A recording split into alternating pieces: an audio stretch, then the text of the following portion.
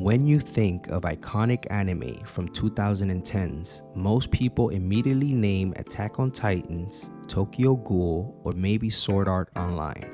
But in the middle of all that hype, a smaller show quietly made its mark, K-Project.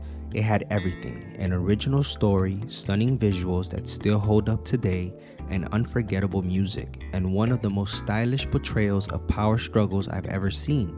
And yet, barely anyone talks about it now. So let's dive into why K-Project is one of anime's most forgotten masterpieces. We'll cover the lore of the Seven Kings, how Studio Gohan's created something so visually unique, and why characters like Mikoto Sou and Reiji Munakata still leave an impact years later. K-Project aired in the fall of 2012, produced by Gohan's, a studio best known for their flashy experimental style. Right away, people noticed the anime looked different. The city of Shizume wasn't just a background, it felt alive. Neon reflections, warm lighting filters, and dynamic camera angles made every frame feel cinematic. But the style wasn't just for show. The anime built its identity around color symbolism: red, blue, gold, green, and silver. Each color represented a clan and their king, with their own values and methods. Even the lighting choices reflected the tension between them. That's what made K-Project stand out. It blended visual style with storytelling. The backbone of K-Project lore is the Seven Kings. These aren't just random strong characters. They're leaders tied to mystical artifacts called Dresden Slates, which grant them supernatural powers. Each king has their own clan, who share in that power. The Red Clan, Homura, led by Mikoto Sou, embodies passion, freedom, and loyalty. They're basically a found family, rowdy but tight-knit. The Blue Clan, Scepter 4, led by Reiji Munakata, is the opposite: disciplined, materialistic, dedicated to order above all else. The Silver King, Adolf K. Wiseman, is mysterious, immortal, and tied directly to the origin of the slates. The Colorless King, meanwhile, is unpredictable and dangerous, a chaotic force that destabilizes everything. The series starts with a mystery. Yashiro Isana, a seemingly ordinary, carefree student, is accused of being the Colorless King, who murdered a Homura member. This sparks Red and Blue clans into conflict, with Shido caught in the middle. The premise alone sets up a fascinating clash of ideology: freedom versus order, loyalty versus justice. This is where K-Project really shines its characters. Mikoto Sou, the Red King. On the surface, he's intimidating, quiet, and devastatingly powerful. But look deeper and you see he's a man burdened by the uncontrollable flame inside him. His bond with Homura isn't about dominance, it's about family.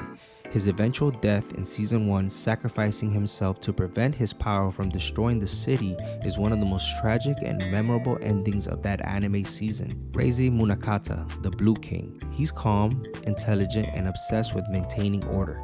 But his struggle is the responsibility that comes with being king. Where Mikoto embraces freedom, Reiji feels trapped by duty. Their rivalry is philosophical as much as physical. Yashiro Isana, Shiro. At first, he's just a goofy, carefree student who seems completely out of place in this war between clans. But as the truth comes out, we learn he's actually Adolf K. Wiseman, the Silver King. His memory was lost, and the whole time he's been hiding the weight of being one of the most powerful kings in existence. That twist recontextualizes the entire story. Kuro, Yatogami, and Neko. Shiro's companions aren't just comic relief. Kuro starts as an assassin under the Colorless King's orders, but slowly becomes Shiro's most loyal ally. And Nico, while playfully and eccentric, hides a painful past of her own. Her illusions literally protect Shiro from his forgotten memories. Together, these characters make K-Project more than just style over substance. They're what gives the anime its emotional depth. A lot of people dismissed K-Project as being all visuals and no substance, but if you look closer, it's packed with themes that resonate: power and responsibility. Every king carries not just strength, but the burden of their clan. Mikoto's flame burns him from the inside out, while Reise constantly struggles with the weight of keeping balance. Identity. Shiro's journey from a lighthearted nobody to rediscovering his true self as the Silver King asks the question: are we defined by who we think we are, or by the roles we play in others' lives? family, and loyalty. Hamura's bond feels real, from Tatara's Totsuka's tragic death to the way each member mourned Mikoto. They're not just a gang, they're brothers. Order versus freedom. The clash between blue and red isn't just about fighting, it's about ideology. Do you value personal freedom even if it risks chaos? Or do you sacrifice individuality for stability? These themes are what elevate K-Project beyond its surface aesthetics. So, if K-Project had all this going for it, why did it fade away? Timing for one. The fall of 2012 season was stacked with shows like Psycho Pass, Maggie, and Sword Art Online. K-Project, with its slower pacing and heavy reliance on mystery, didn't grab the mainstream audience the same way.